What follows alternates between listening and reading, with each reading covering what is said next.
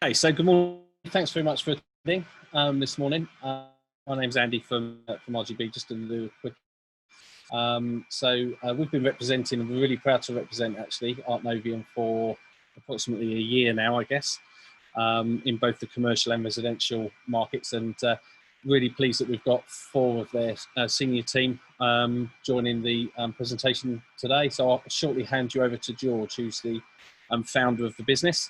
And he'll be ably supported by some of his team this morning. So I believe the presentation is going to be an hour or so, 45 minutes to an hour. Obviously, if anyone has any questions, please post them on the chat box and I can answer along, or if I can't, then I shall make a note of, and certainly then we'll introduce you at the end of the session. Where you can answer those, ask those questions directly to the guys. So I'm going to mute myself now, and unmute. Oh, sorry, to mute myself now. Hand over to George. Good morning. Thank you very much for coming, and thank you very much for joining us. It's a pleasure to present Artnovion to you guys, and we've been, really happy to work with RGB. Today, I just wanted to introduce Pedro, which is one of our engineers from our project team, Nat from R&D. So we'll be also talking about products and details. So any questions, so he's the right guys to ask. And Paulo, our sales manager. So anything. So we have a full team for you guys, and we're happy to support you in every way and every project you have. And I'm sure we'll be happy with the products and the presentation. So thank you very much. Nat, I will pass to you. Thank you for coming. So first of all, good morning, everyone. So today with this presentation, this webinar is one in a series we're doing on acoustics in general. We're going to be holding regular webinars in the future on specific topics, combined with a few Q&A sessions. So this webinar is directed at the high-end and residential range. We're going to start, sorry, seconds. So the objective of this webinar is that by the end of the presentation, you're able to not only identify common acoustic issues, but also determine what are the best tools to use to solve them. So it means you'll know not only how to design an acoustic treatment for different environments, but you can also recognize what are the best Artnovion products to use for those environments. So we'll start off by looking into the brand and what sets us apart from everyone else. Then we'll cover the basics of acoustics and acoustic treatment. Then we'll break down our full range of products. And then finally, the fun part, which is how to design a room with those products. So as Andy said, we aim for around 40-50 minutes of presentation, and then we're holding a Q&A session at the end. So throughout this presentation, we're switching between me and Pedro to do the whole thing.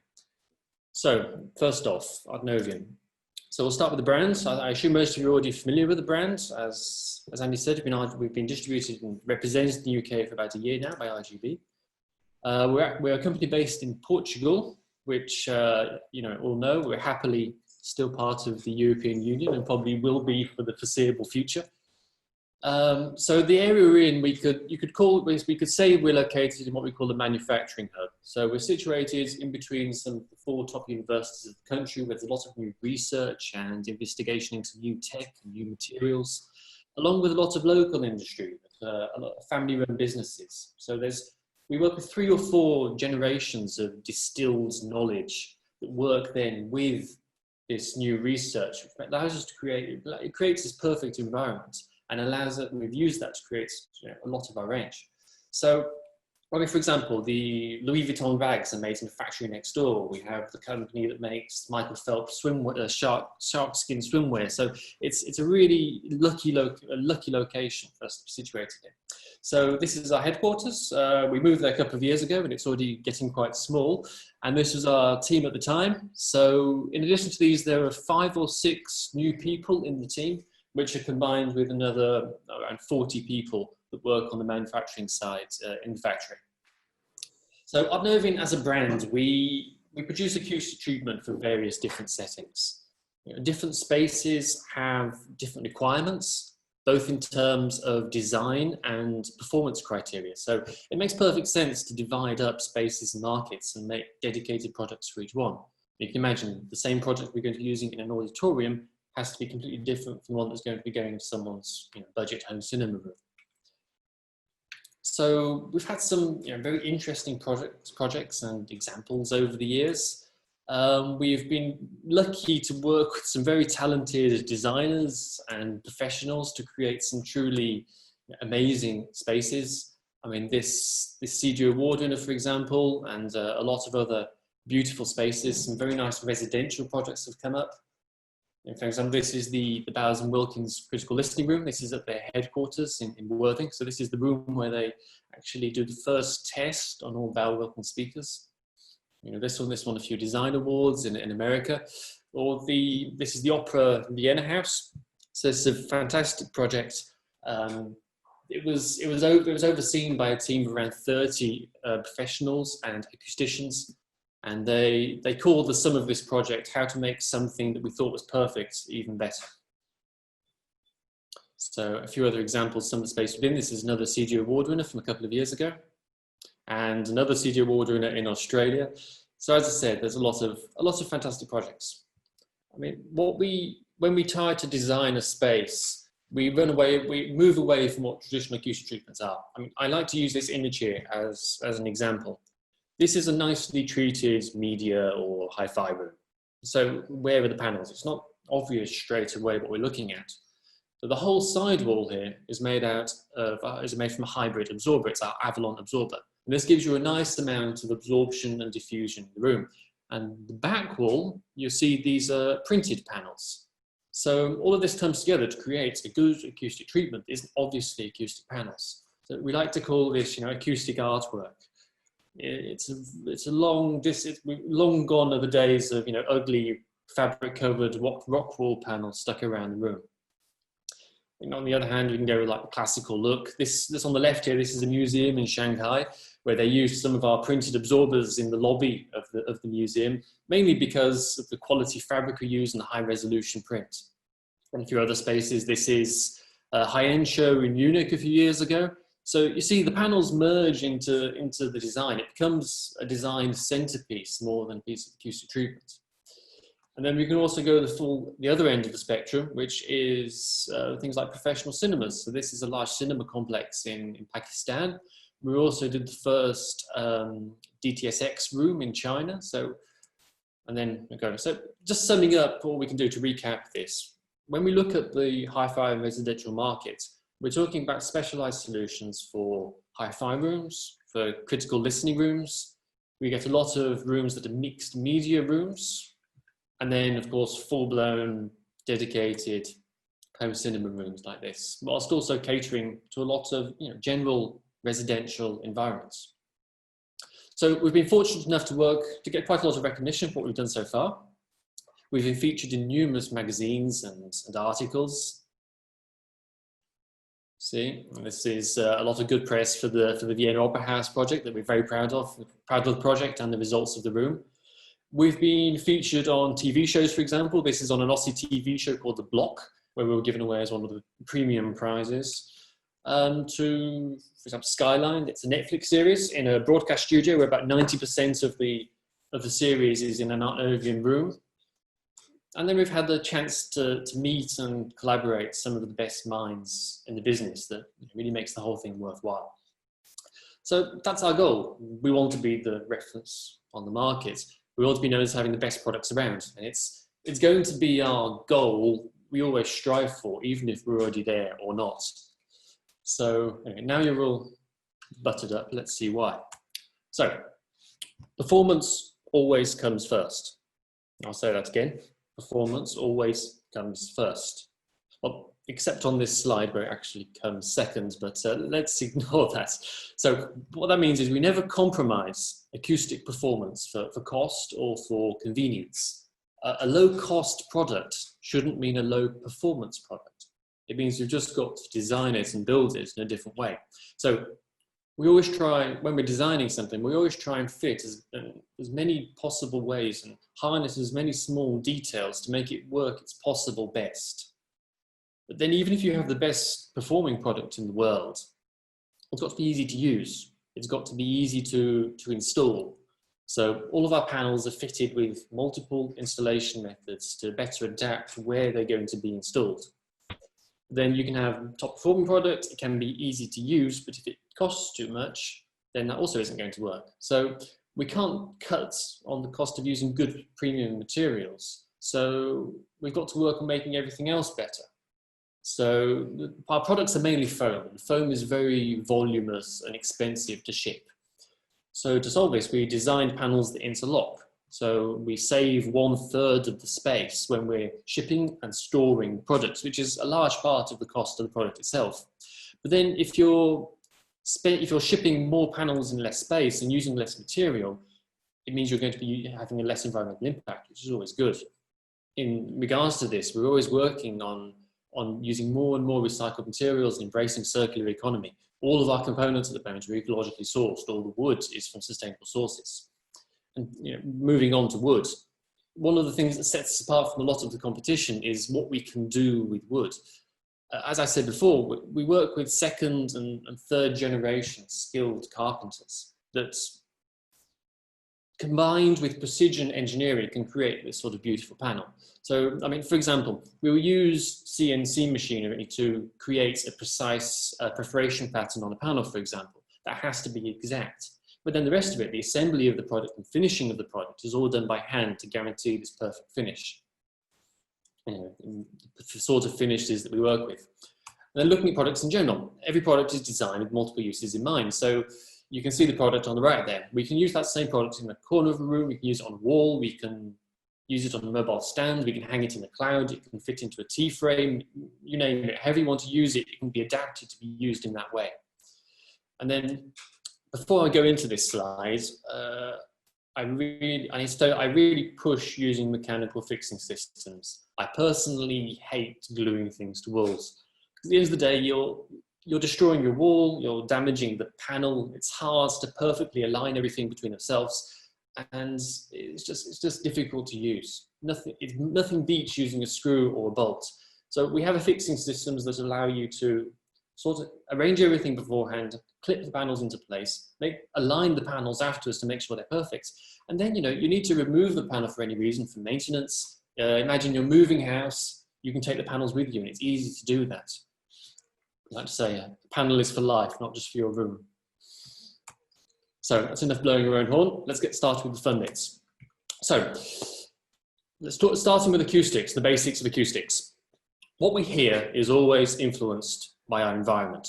So in this example you see here, you have the direct sound from the speakers, and then shortly after that direct sound reaches you, and it's usually too fast for us actually to perceive a difference, we're going to hear a series of reflections that come from the room, that come from all the reflective surfaces in the room. So direct sound, and then the reflection of walls, of the ceiling, of the furniture, of everything around you.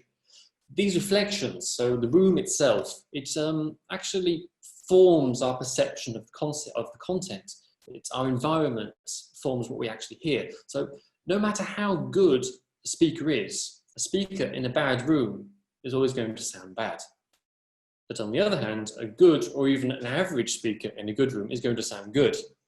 So how do we improve a room? Let's look at the basic tools to begin with. So a non-treated surface, as you can see on the left, is going to reflect. So imagine our speaker driver has moved, it's forced air forward, this causes a pressure ripple in the air particles. When this sound particle encounters a surface, it's going to be reflective at the same angle as the incidence angle. So think of a tennis ball, for example. You throw a tennis ball against a wall, you can predict where it's going to end up. As it moves through the air, it's going to slow down a bit, and as it bounces off the surface, it's going to slow down a bit. It's exactly the same thing with sound particles. So how do you stop reflections? We use two main ways. We either use absorption, which is an absorber will interact with these incoming sound particles, and it will turn their velocity into heat and work. So you're basically removing energy from the incoming wave. You still get a reflection, but it's a much lower energy reflection than the original one. And then we have diffusion. You can see this example on the right. Oops, sorry.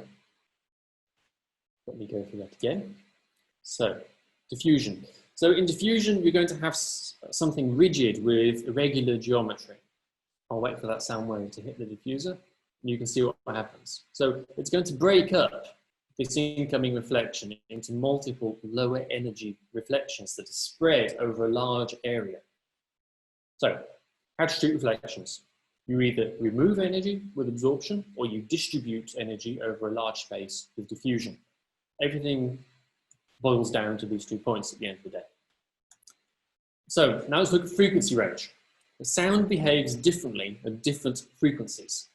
As you can see in this example, as we go up in frequency, the wavelength gets proportionally smaller. So at high frequencies, at 7,000 Hertz, we have a wavelength of 49 millimeters. This behaves more like a ray. It bounces off surfaces. It fills the entire room. If we go down to mid-range, 700 Hertz, we've got 49 centimeters. So this is still, it's quite large, but it can still complete a few cycles as it goes along the room. But our location in the room starts becoming more important. And then let's go down to low frequency. At 70 Hertz, 4.9 meters. This is larger than some rooms themselves. In a small room, you'll only fit one cycle in there, like you can see in that animation. So the graph here on the right shows high frequency ray tracing. Sound is going to fill the entire room by reflecting off all the surfaces. Low frequency, we can only complete 1 or 2 cycles in the room. So what I want you to take away from this slide is this. The lower in frequency you go, the importance shifts more from the room dimensions to your location in the room. So high frequency, you have the same sound pretty much everywhere around the space, and it's going to only differ and change in time. Low frequency is constant in the room and will change in relation, constant in time, sorry, and only change in relation to where you are in the room itself. So let's go into a bit more about, low frequency and high frequency and how they behave in different manners. So looking at high frequency, remember small wavelength, rebounds off surfaces. So when you encounter a barrier, you're going to get behavior similar to this. It's going to reflect off that barrier. And behind that barrier itself, you're not going to have much perception of this frequency, this specific frequency. If you go into mid-range, so you've got a larger wavelength now, this is able to move around some barriers. So remember, 50 centimeters wavelength. You'll still have some perception of this frequency behind the barrier, but it won't be the same as having direct sound. Now going on to low frequency, we can see that when we're talking about this sort of wavelength, these barriers have practically no effect. So if you think about this in the room, what you're hearing in mid-high, it depends a lot where you're located. In low frequency, it's going to fill the entire room, no matter barriers, no matter what sort of other elements you may have. It's all down to the total room dimensions. And this is the same representation you see in the pressure level. So again, high frequency, you see here, there is almost no sound pressure level behind this barrier. Low frequency, it's all quite more uniform. So I think now is the good time to pass over to my colleague Pedro. Pedro, are you there? Yeah, sure. Thanks, Nat. I guess Nat explained to you about how sound particles interact with each other and how they interact with the boundary surfaces. But now we will see how does actually sound travel through a room. So to understand that, you can imagine a speaker driver. And as it moves, it displaces air right next to it. And the pressure that the speaker driver has will confer speed and velocity to the air particles around it. So these particles will then start to move and then will be forced to interact with the nearby particles colliding with each other, and that effect will propagate to the other particles and so on and so on. So you create this type of compression zones, which are areas where particles are colliding and pressure increases.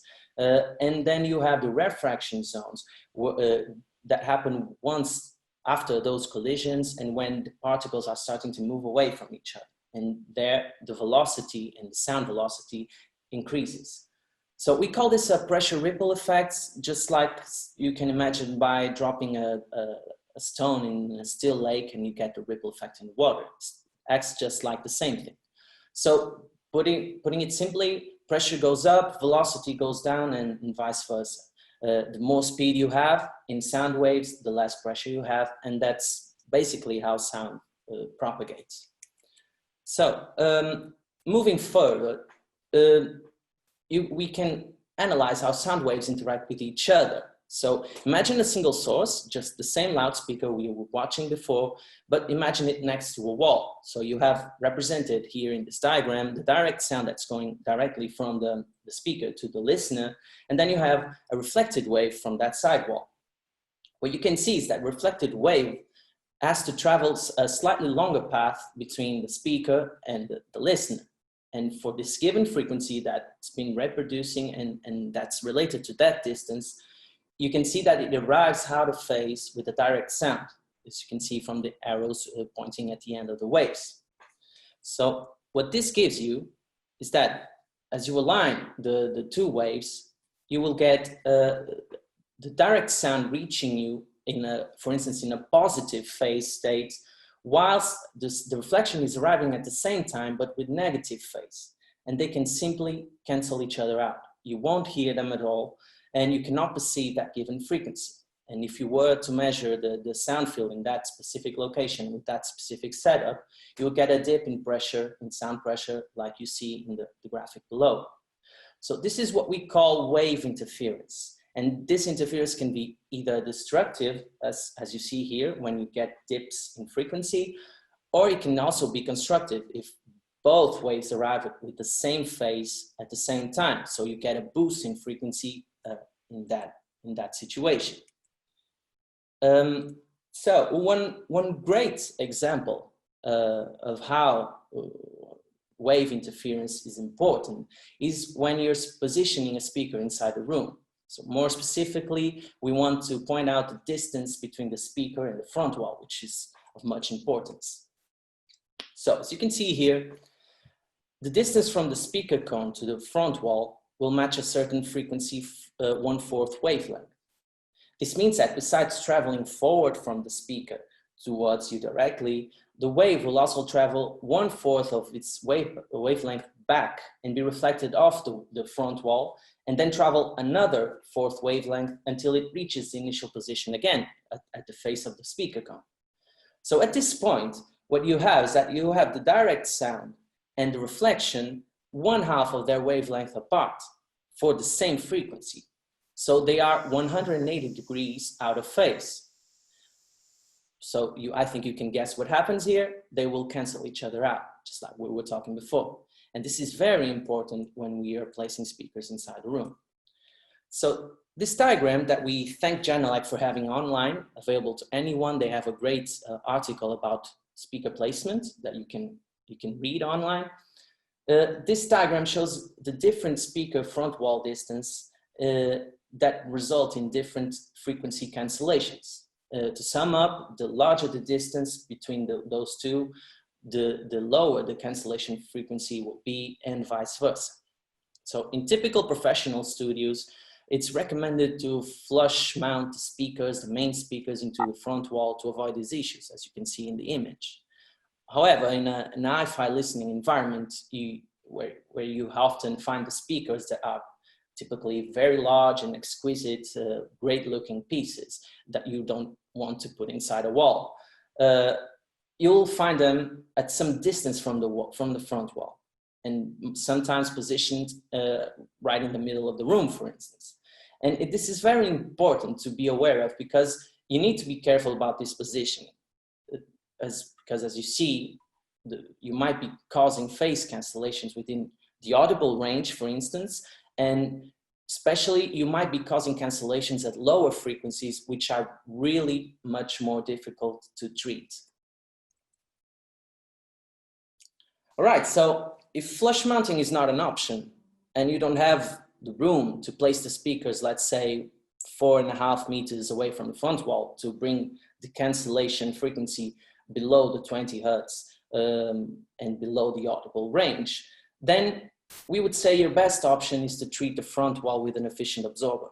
So the trick here is to move the speaker as close to the wall as you can, so the cancellation will happen at a higher frequency, and then the absorber can be effective and reduce the reflection energy. And when they sum up, you don't have that such a prominent cancellation effect. Also, there's another point to this, is that for higher frequency, speakers tend to have a more direct dispersion, which will initially send lower energy backwards, and once the reflection is summed with a direct sound, you will have also a less prominent cancellation. Okay, so let's look at the way that we perceive these reflections over time in a room. So sound just bounces around the room, and waves travel further than others, and sound, sound travels around 343 meters per second. So in an average room, it will take you around 30 milliseconds for sound to reach the back of the room and then reflect back to your ears. The human ear is quite slow in comparison. So we perceive these reflections and these really fast coming reflections as a single sound.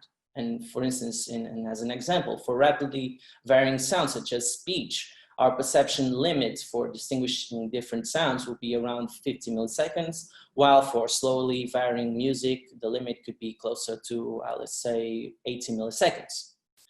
So imagine a large space or very reflective space. So sound is going to take much longer than 80 milliseconds to reach you, meaning that in those scenarios, we can perceive these reflections as a different signal as the direct sound. So in exaggerated cases, this is what you call an echo. Okay, so direct sound first, and then come the first degree reflections of the sidewalls and floors. Remember, Nat was talking about reflections earlier, and he always likes to point out the tennis ball example. When you bounce the tennis ball off the wall, you get it out the same degree of incidence as you throw it. So with sound waves, it happens the same. It happens exactly the same. So each time a sound particle hits the surface, and the further it travels, you will lose energy, and you can predict that direction that they're going to be reflected. This means that, it's only obvious that the highest energy and most important reflections are always the ones that are nearer you and nearer the speakers. So the first reflections of the sidewalls and floor, and sometimes the ceiling. Usually, you're sitting down, so the ceiling can be further away than the walls, and that's why we represent it here. And you have varying heights for the ceiling, so that's why we like to represent the ceiling apart from the sidewalls and floor. Then after these first reflections come the second degree reflections of the rear wall, and then the higher order reflections filling up the graph to looking something like this.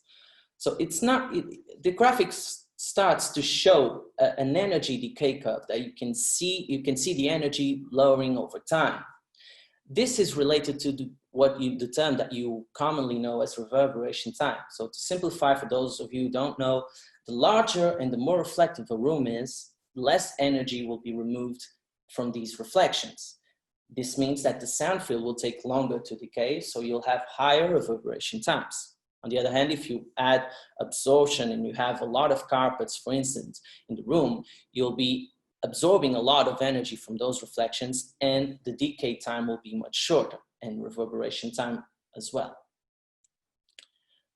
So this is just to show you an example of what could be a before and after treatment of the room we've just seen with all the reflections in.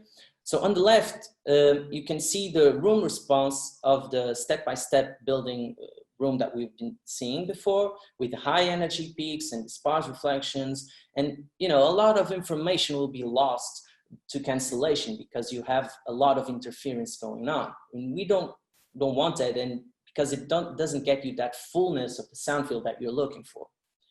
On the right hand, you can see the response of a treated room. The treatment, in this particular case, creates a reflection-free zone, which means that there are no strong reflections from the sidewalls and the ceiling and the floor as well, as we've been seeing.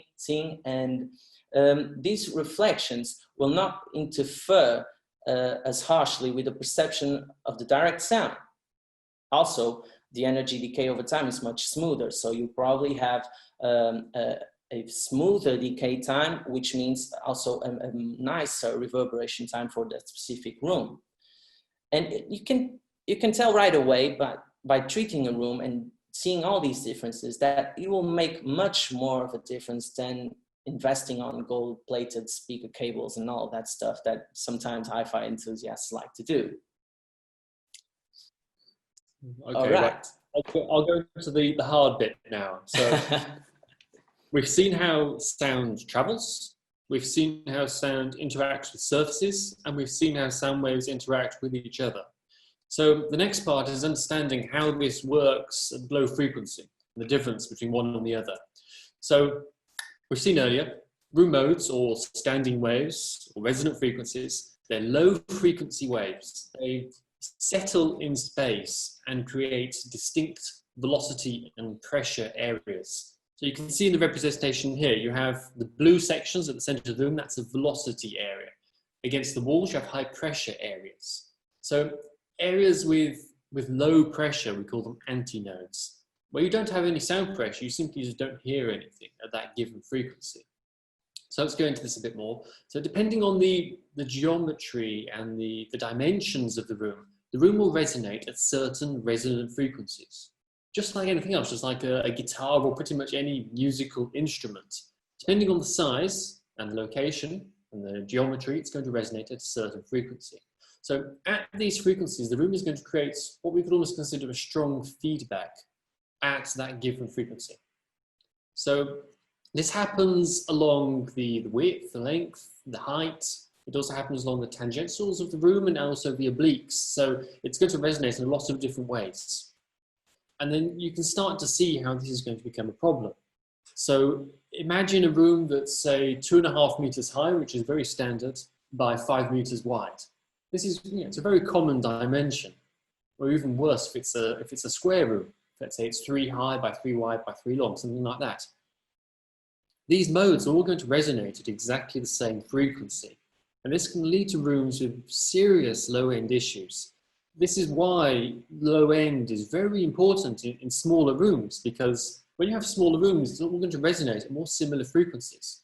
In our experience, if you treat the low end, you're treating like 80 or 90% of the perceived problem in that room. So this is the basis for most of our acoustic treatments. We start with low end first because of this. So as I was saying, we saw earlier about destructive interference if you have 2 waves that are out of phase with each other. Well, imagine this. Imagine your width is 5 meters and you're going to have low pressure at the center of the room. Imagine your length is also 5 meters. You're going to exaggerate that low pressure. And this is going to create what we call cancelling points. You're simply not going to perceive that frequency. You're not going to hear that frequency. And then, unfortunately, we like symmetry in our hi-fi rooms and cinema rooms. So we sit along the center line of the room. If you're in a cinema, usually the seating, you all have some seating halfway back. So we're always going to be in contact with these low pressure zones. So this is why it's critical to treat room modes to avoid having issues where we like to use rooms. So how do we do this? How do we correct low frequency waves? Well, here we're going to start talking about bass traps. So bass traps are dedicated low frequency absorbers. We use membrane bass traps. This has the very catchy name of the tunable pistonic diaphragmatic absorber. So just to explain this bass trap has a frontal membrane. It reacts, so this membrane, it moves in a difference to pressure. So when you have a difference in pressure on the inside and outside of the bass trap, the membrane is going to vibrate. And when it vibrates, it moves air inside the bass trap. It's basically transforming pressure into velocity because you're displacing air on the inside of the bass trap. And the inside of the bass trap has a porous acoustic core that can then turn this velocity into heat and work like we saw with standard absorbers. So this is mainly pressure translator, we like to call it. So what makes this different from all other membrane bass traps that are out there? Why does it work so well? Well, the center board of the bass trap is rigid, but it's suspended on an elastic membrane all the way around. So for those of you familiar with speaker design, it's pretty much the same as a passive radiator design. You have certain mass that's suspended on a certain spring. So this means that we can tune the bass trap to much lower frequencies. To tune a bass trap to low frequencies, you need to increase the weight. But usually increasing weight on a membrane, if it's a metal or a wooden membrane, increasing the weight will decrease the elasticity, meaning it won't move as far. And if it doesn't move as far, you don't displace as much air, so you have less performance. So by creating this elastic membrane, it means we can tune it to much lower frequencies, get all of that range of movement, and keep that performance that you need at low frequency. And the added bonus to this technology, it's very easy to then add or remove weights from this central membrane, which allows you to tune the resonant frequency of the bass trap. So as we saw before, each dimension is going to have a specific resonant frequency. So it makes perfect sense that the bass trap can be tunable to work on each one of these frequencies and not have to build a custom solution for each room. And the other side of this is a high frequency. If you have, let's say, 6,000 hertz or 4,000 hertz and 4,001 hertz, you can't hear the difference in between the two. But you can hear the difference in between 60 and 62 hertz, for example. So it's very important to have a tuned solution that works exactly where you need it from the low end. So we have 3 different bass traps. We've basically divided the low end into 3 ranges. For 37 to 60 hertz, we have our sub bass trap. It's a much larger panel because we need the extra volume and the extra basically spring behind the membrane to tune to these frequencies. And corner bass trap from 60 to 80, then our wall bass traps from 80 to 110, 115. And this brings me quite nicely into our product range. So we've seen a few of these products already, but Artnovion has solutions for the full frequency range. So we've got excellent bass traps that we've already seen. We've got tuned mid-range absorbers. We've got full-range fabric absorbers. We've got various different types and I'd almost call them flavors of diffuser. So this all adds up to quite a lot of products at the end of the day. And I understand that this can be overwhelming if you're seeing this for the first time. So I really want to simplify what our range of products are. So out of this full range, we've got a few different classes.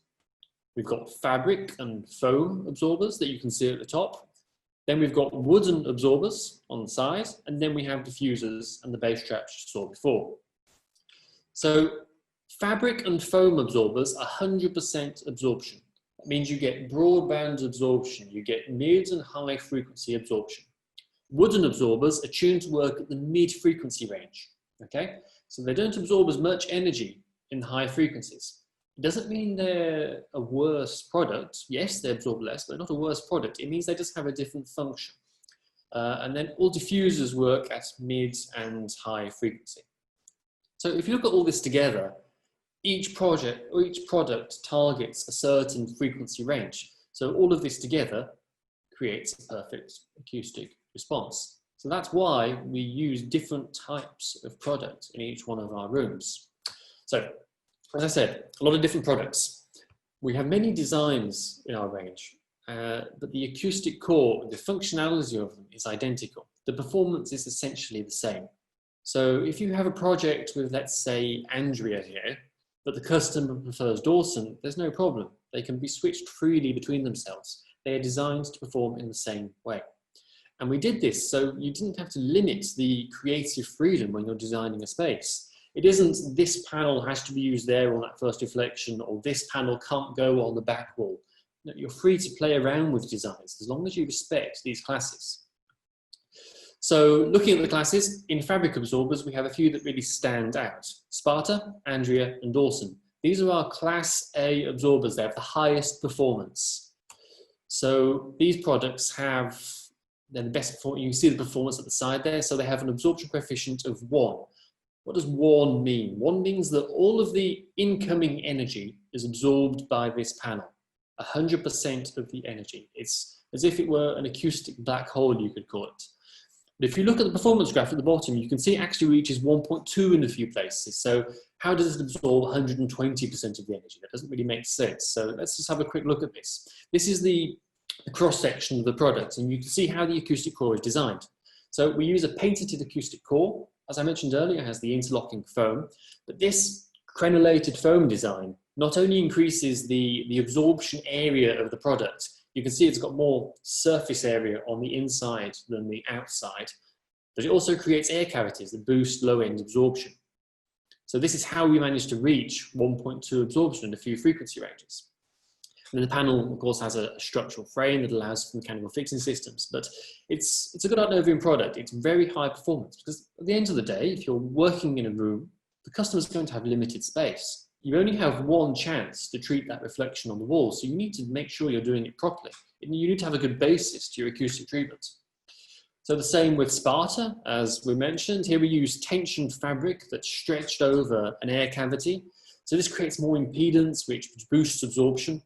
So as I said, we always try and add as many different ways of boosting absorption and getting more performance out of the product. So Sparta, we'll go into this a bit later, but it's actually quite a unique product for home cinemas because we also have a version of Sparta in which you can use to integrate hidden speakers. We use a specifically transparent acoustic fabric. We basically tested dozens of different home cinema fabrics until we found one that had very low absorption. On a side note, a lot of stretch fabric home cinemas, the fabric is awful and has a lot of high frequency absorption, which is going to destroy your speaker response. But this fabric is great. It doesn't have a measurable effect on the speaker output. So there you have it. That's all of our fabric range. They have more or less the same function, but they have slightly different performances and of course slightly different costs. So these are our best sellers. A lot of Andrea panels there, and Helen, Sparta. These are our safe choices, you could say, out of this range.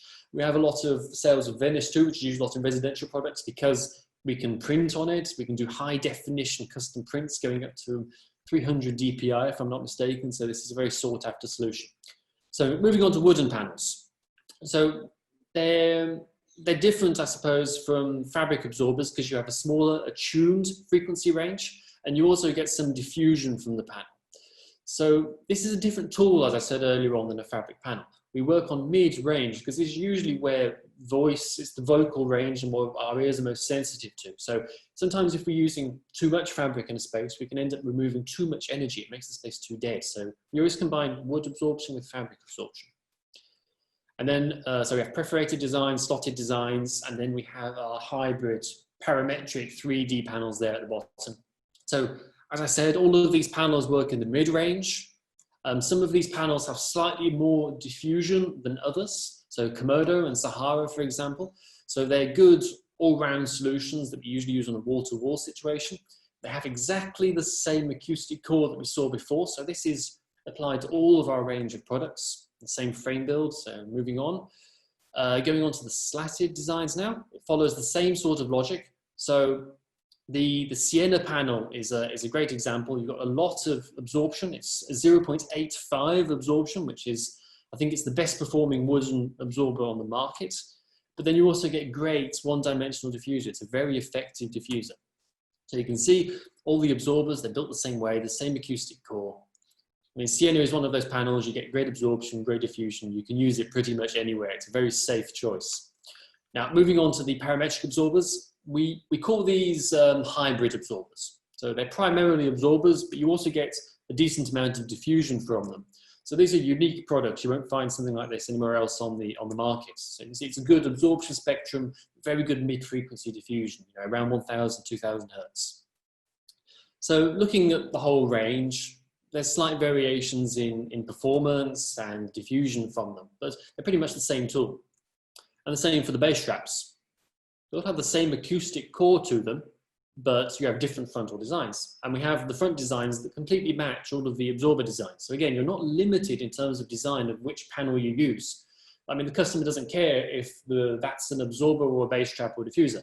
They want to have a good design in the room. They shouldn't have to limit their design by how the acoustic treatment works almost.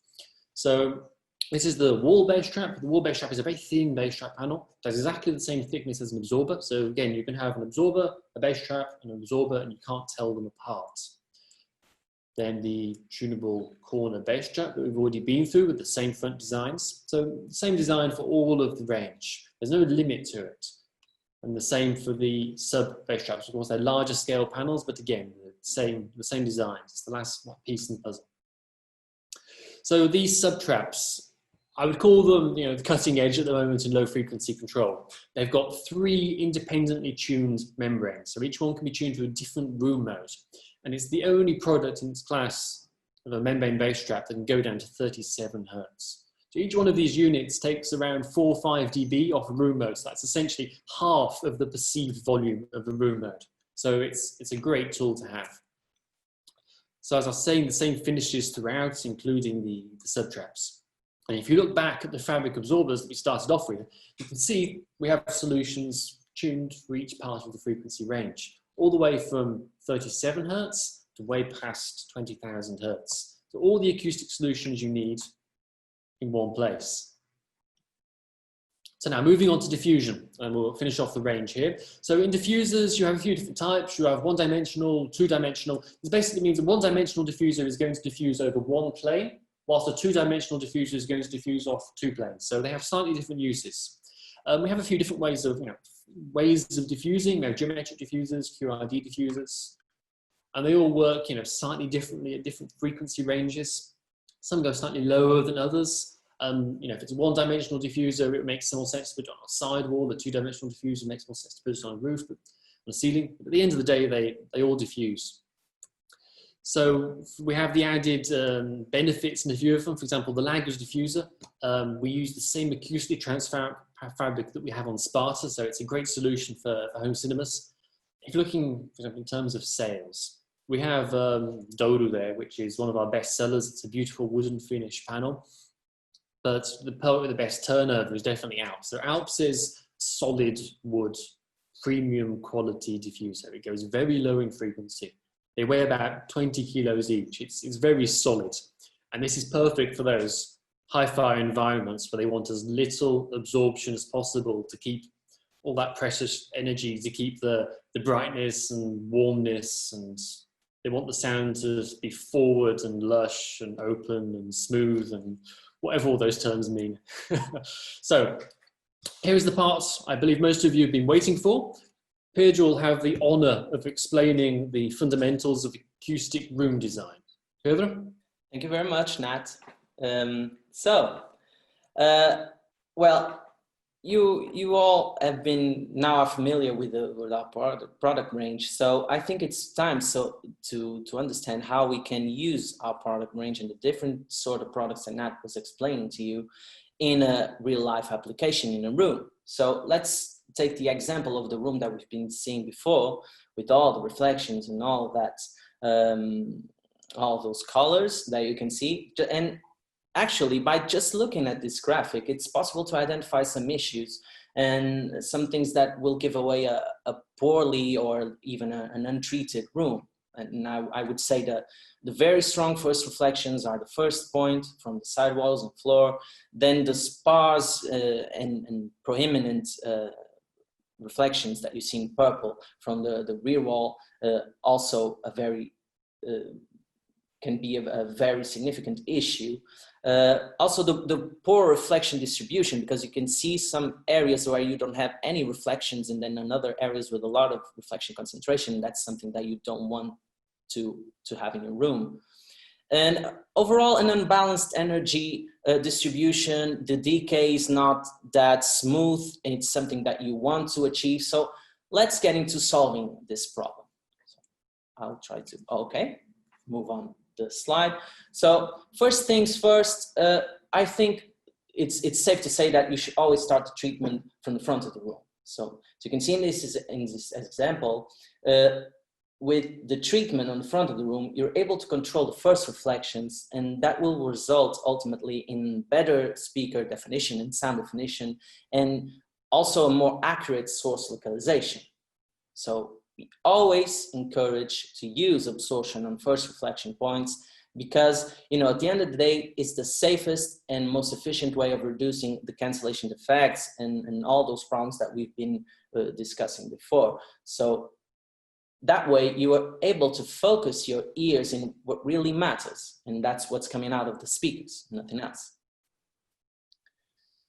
So after that, you can start adding some diffusion, and particularly on the ceiling, it's a good place to start to help you scatter the sound around the room and create a wider sweet spot. And as you can see from the graphic, you start breaking up the waves and the reflections and start filling up the empty voids that you see on the reflection graphic. So that's a good thing and the great advantage of using a diffuser. And the final point of this is that you, instead of having one seat with good sound, what we call the king seat, very often. Everyone in the audience, and whether it doesn't matter if you're talking about an hi-fi listening room where you have a couch for many people to listen, or even a big cinema room, you always want for every single one person of the audience to be able to get the best sound that the room is able to offer. So that's what diffusion helps you to get. And finally, if you focus the treatment after that on the back of the room, then you can add the absorption and diffusion to smooth out the decay curve, as we were talking about, eliminate strong reflections that still were happening from reflections from the rear wall, and you start creating a more homogeneous sound field overall. So, and at this point, we would like to point out that this is actually what we call the seasoning of the treatment. This means that there's no right way to do it. It's just starts to be more about personal taste and whether the person that will use the room will prefer a more live environment or a more dead environment. And that's where you can mess around with the panels and use different configurations and different tools to actually meet the client's expectations in particular. Okay, so one important thing, we started from the front of the room, but actually, as Nat said previously, low frequency control should always be your first concern when treating the room, because you can solve so many problems at the beginning by just adding the right low frequency treatment.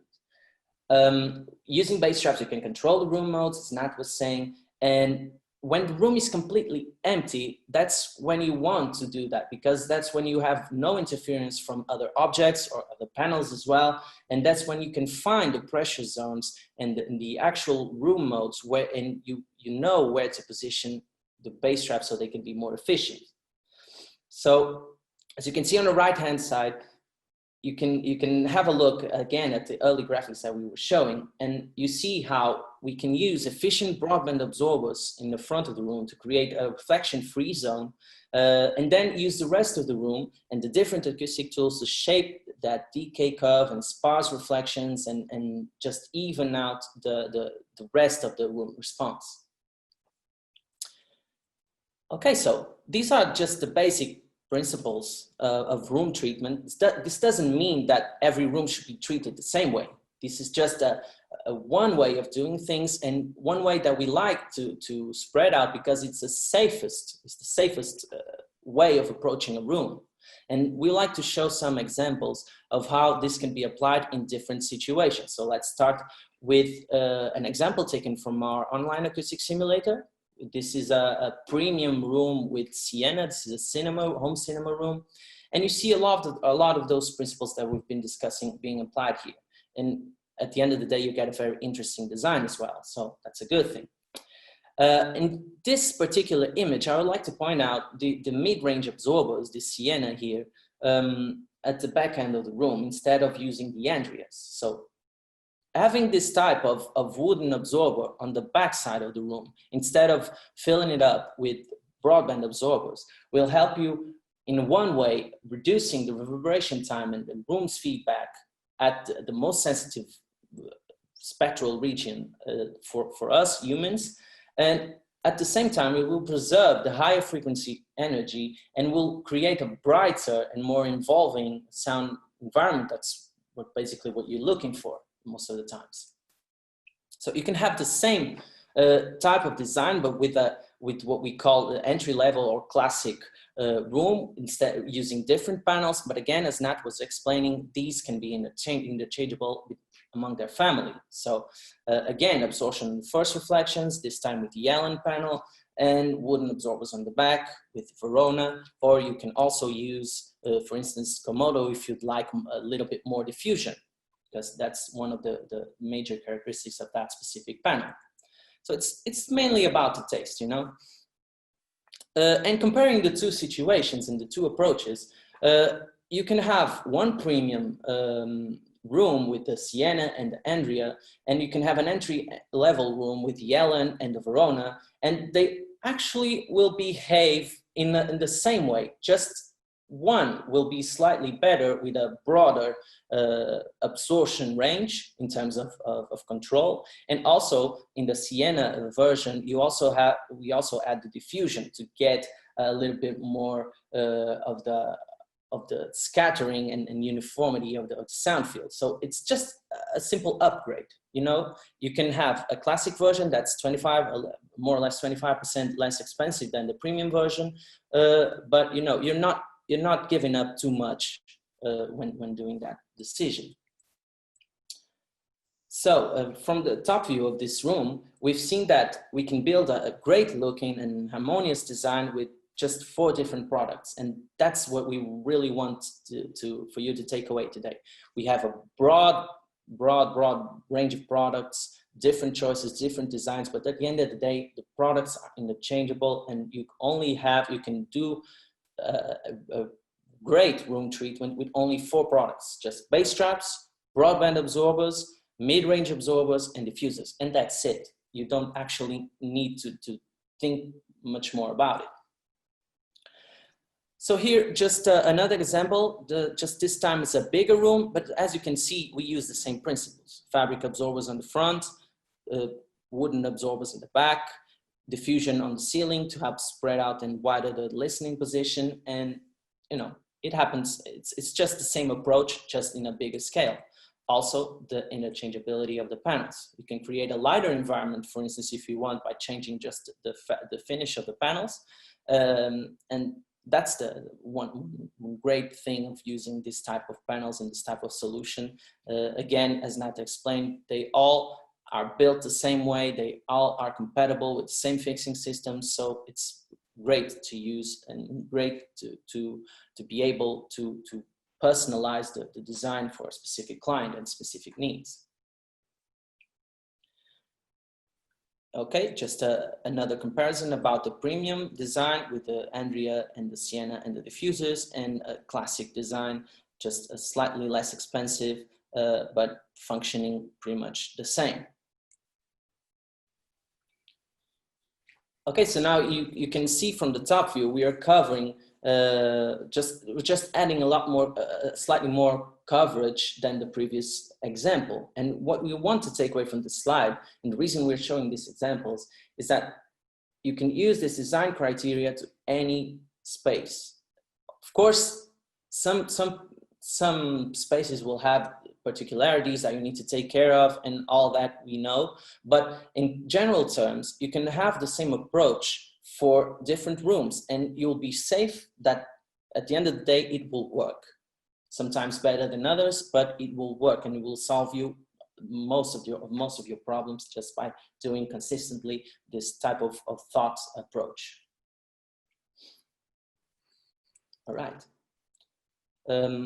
So we can move forward to this slide, which just shows you what we call the Stealth Home Cinema line, which is dedicated for those customers who just want a clean, continuous look around room with all fabric covered stuff. So one important feature about this is the fabric that Nat was explaining before. So that research and all that effort that we put into finding the fabric is exactly what helped us designing this type of room. And as you can see from the image below, you see there are some Sparta speakers panels around the room, just hiding the surround speakers all around. So it's a great usage of full coverage room with very efficient panels and integrated design. Again, as Nat showed you before, the Lagos fabric diffuser is also available, so you can have everything covered in fabric, basically. This will replace most of the stretch fabric systems that you see in the market. As you can see here, the same room design. All right, so in this case, and what we like to point out in this slide is that differently than the other situations where you had the wooden absorbers, in this case, because you want everything covered in fabric, and we want to make things simpler with using just basically 2 panels here. So what we do is that instead of having only wooden absorbers on the back, we actually have the Sparta absorbers, which are broadband absorbers, but we integrated with a lot more diffusion. And the thing is, in a cinema room, you don't want just one single listening position. You want a full audience to be able to hear good sound, and you want the most homogeneous sound field as possible. And a good way of achieving this is spreading the diffusers around in between the absorbers, so you can have a more even distribution of diffusion and absorption around the room, especially on the backhand side. All right, so we've seen home cinema designs, and now we're going to take a look at a couple of examples of hi-fi room designs. Things are not that different. Of course, the purpose is different, and the final result that we were looking for is slightly different. But again, it's just about using the same tools, just in a specific way for solving the problems of that particular room. So hi-fi people are most probably the biggest enthusiasts of diffusion that you can find nowadays, mainly because they don't want to lose any information coming from the speakers, and they spend a lot of money in those type of systems. So they really want the room to preserve all the energy, and they are looking for often a big and empowering sound with longer decay times, basically just to match the big and empowering speakers they have. So in this case, we tend to recommend a lot more diffusion than absorption. As you can see here, this is just a different design in terms of looks, but the principles and the efficiency of the acoustic design is pretty much the same. Note that even when there are diffusers on the front wall in both scenarios here, we always encourage and recommend to use some efficient absorbers to go along with the diffusers and help with those cancellation effects that we've seen previously. So in this case, in this room, you can find the Sienna, which Nat told you about before. It's a really good all-around panel, and in this case, it's been used on first reflections. But as it is such a versatile panel, if you like the design, if you want a continuous design all around the room, this is a very safe panel to choose to cover the full wall perimeter. So we're really comfortable with doing that with this kind of panel, because it offers great mid-range absorption, amazing diffusion at higher frequencies, and it's just that reliable. It's really good acoustic. It's a really good acoustic tool. Again, another different design, a little bit more exquisite, with the Sahara absorber and the Alps diffuser. This would be a slightly higher cost solution because of the nature of the panels being used and the finishes as well, but the principles are always the same. And finally, just a couple of examples of how we can use our acoustic artwork pieces, like the Avalon or the printed panels, to create and to treat as well the acoustics and the environment of a listening room. In here and in this next example, you can see how we're using these configurations of Avalon flow and also the printed panels to create a more residential feel and a more home-like environment to the room. Here's just an example of the same thing, but using our Atlantis flow panel.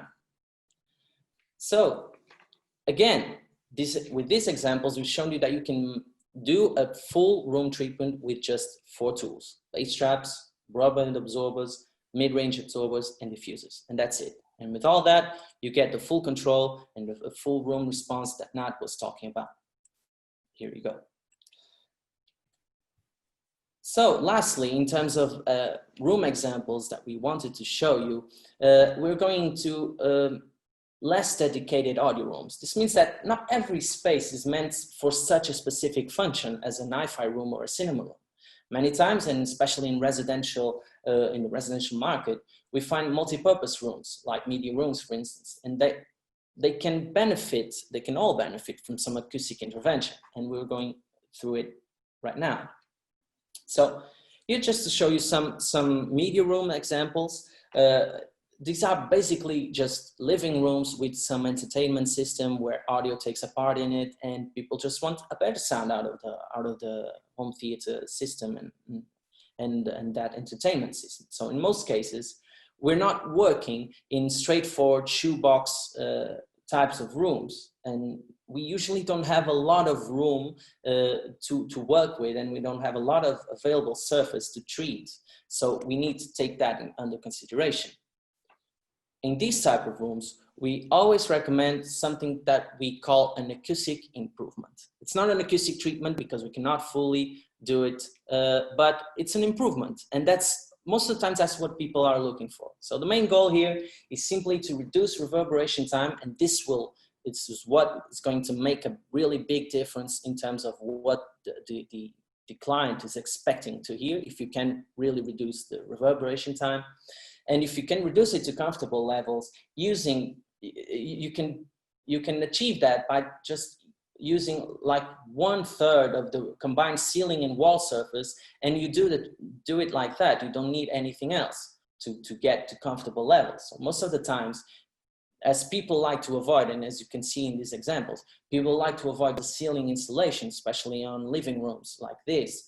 So often enough, the treatment goes entirely on the walls. But as if you are able to deal with that 1/3 of the total ceiling and wall area percentage, then you can always rest assured that the client will notice the difference, and most of the problems which come from the reverberation time will be tamed. So another important factor is that being everyday living spaces with a lot of going in and out, we don't want to overload the room with acoustic design, and we don't want to make it obvious in the room. So it's important that the panels blend in with the rest of the interior design, and that's a good thing about Artnovion, because we are really experts on doing pieces and art pieces that can really pass on without being noticed as acoustic treatment. So at the end of the day, you need always to remember that the customer will pay most attention to how the panels look on the walls than rather to how they work, actually. So that's one of the big important points in treating this type of rooms. So I guess we've summed it up, and we gave you a lot of information and a lot of different designs. And I think Nat would like to say something to wrap it up. But for me, I think I'm done. So, well, that's it. You know, you've seen the core values of the company. You've seen essentially what we do and how we do it. So with all the information, I know it's a lot of information that was put through in this presentation. You know how acoustic products work in general. You've seen Artnovion products and why they work the way they do and what truly sets us apart from everything else. But then you also know how to use these acoustic products to design, and not just design the examples we gave you, but you know how to design any sort of space. So we hope you enjoyed this presentation and retain this information to use in the future. So I believe that's it from us. So now we will go on to some questions that I believe were made during the presentation. Okay, thanks guys, really interesting. Thank you. So George has been busy actually answering some stuff online live, so thanks for that, George. It's saved my fingers from typing. But I'd like to invite Jules Browning. Actually, he asked a couple of questions right at the start, so I'm going to unmute him and invite him to put a couple of questions to you guys. So over to you, Jules. Thanks, Andy. Can you hear me okay? We can. Yeah, sure. Yes. So we've got a customer who just has a residential lounge with a grand piano in one corner, and obviously the focus of a lot of treatment improvements are based around speakers and cinema rooms. What, if any, differences are there to approaching treating or improving a room which has got a musical instrument? Obviously the sound comes and propagates in a slightly different way. Just wondered on the approach that can be taken. I can try to answer that. Well, I think when you do acoustic treatment, so there is two ways to approach the rooms. One is when you have like a small sweet spot where you sit, then you have all the information on that sweet spot should be actually perfect. So, and that is one approach when you do like home cinemas and you do studios or recording rooms. So that's one way to think. But then when it comes to instruments, which is we never know where comes the sound or where it bounces the sound or everything. So because a piano, it just it's like everywhere around the piano, the sound comes for any side of the piano. So what we recommend usually is just treat your room evenly. So we don't create like a part of the room it's more absorption, another part is more diffusion, or another part is more live.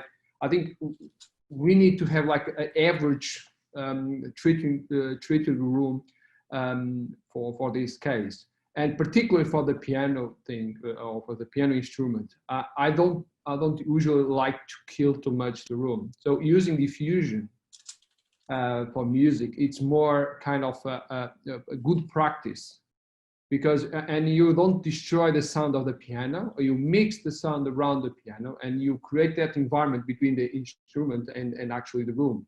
So of course, depends where the piano will be. If the room is too small, you got some resonance frequency, and you need to take care a little bit of the mid-low frequency, or the first octave, which is the 150, 180. So sometimes having a good bass trap system, it would help a little bit to control the overall energy of the room.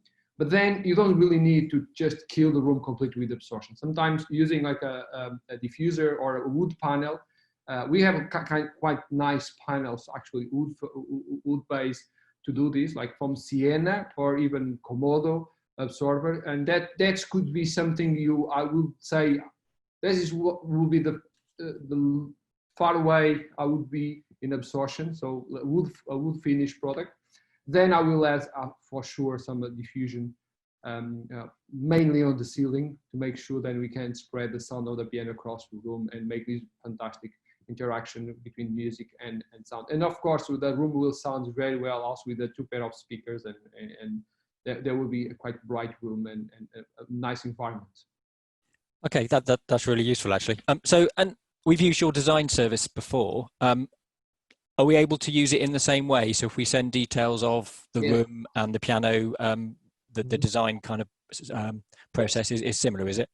Yes. If you send the dimensions of the room itself, where the piano is going to be, and like the location of any fixed elements in the room, we can design the whole acoustic project based on that. Okay, that's brilliant. Many thanks. We have a form. If you go to customer service on a web page, you get project support, and you can actually have a request form, and it's really easy to just contact direct with us, and we of course then RGB will follow with you all the needs for particular products. It's no problem at all. Okay, that's brilliant. Thank you. Okay, thanks, Jules. Just touching on the online tool there that Jules mentioned, guys. Can you just go through very briefly what's available? Yeah, I think I think we can go straight away to the acoustic simulation tools. You want to do that? Yeah, I think Nat just a second. Can go online and do it. Yeah. Okay. Can you see my screen? Yes. We all see my screen. So, as the tool we were just talking about is the submission tool. So if you go to our website and then just go into customer service and then project support, you can go here to the request form. So this is just an easy way to submit acoustic projects. So just describe, what sort of room you want to design.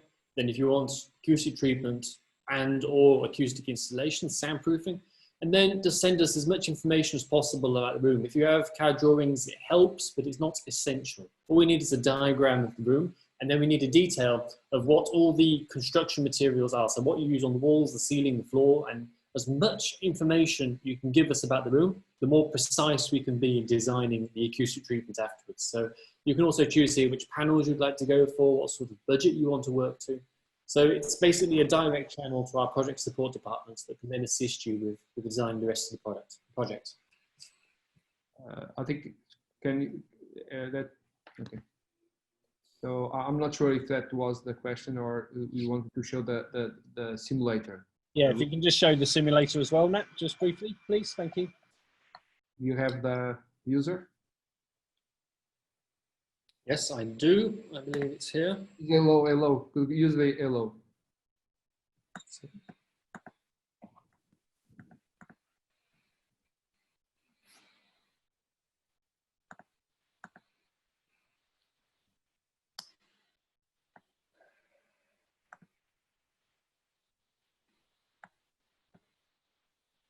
Okay, so acoustic room simulator.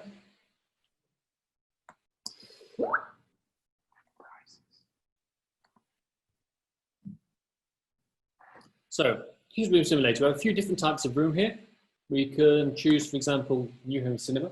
So let's just call this something. That is not the right user. I think you should. I'm sorry, Nat. I just make you a mistake. You should change the user, not hello. You have like end user. This will allow me to go through it, so I think it's okay.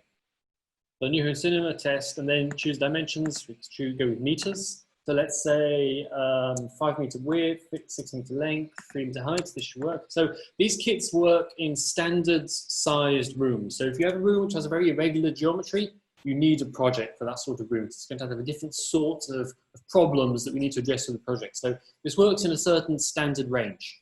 So then, you know, we can choose the finishes we want, plasterboard, carpet, and proceed.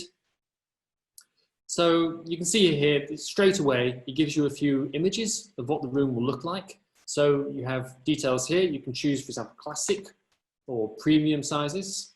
This is just a reference price for this size project. So you can see here exactly what the room will look like. And then here you can choose different designs. So one uses darker finishes, the other uses lighter finishes.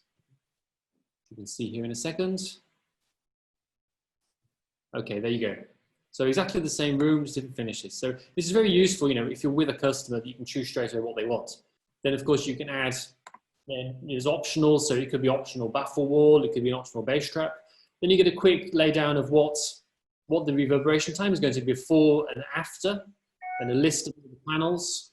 Let's go to create projects. So here we go, you have the room, the renders, how many panels you have, and then calculations, and then the bottom, this is the important part. So this, on the size of room you actually put in, this gives you the exact location of where each panel should be in the room. So this gives you all the information you need to create an acoustic project. And at the least, it gives you the indication of how many panels you're going to need to treat that room and the general location. So it's great to show a customer straight off to see more or less what they're expecting. So as I said, we have these kits done for home cinemas, for hi-fis, we have various other environments, and we're making more and more different environments to add to these kits. That's great. Okay. Thank you. So if no one's got any more questions, I'd just like to thank you guys for coming on and sharing your thoughts with us today. We have recorded this webinar, so we'll be posting the link on social media and on our website as well. And of course, if you do need any questions come up in the future, then please contact GB guys at Art. Thanks very much, guys. We really appreciate it today. Thank you. Okay, you're welcome. It's a pleasure. Good. Thanks, everyone. Okay, thank you. Thanks. Bye-bye. Okay.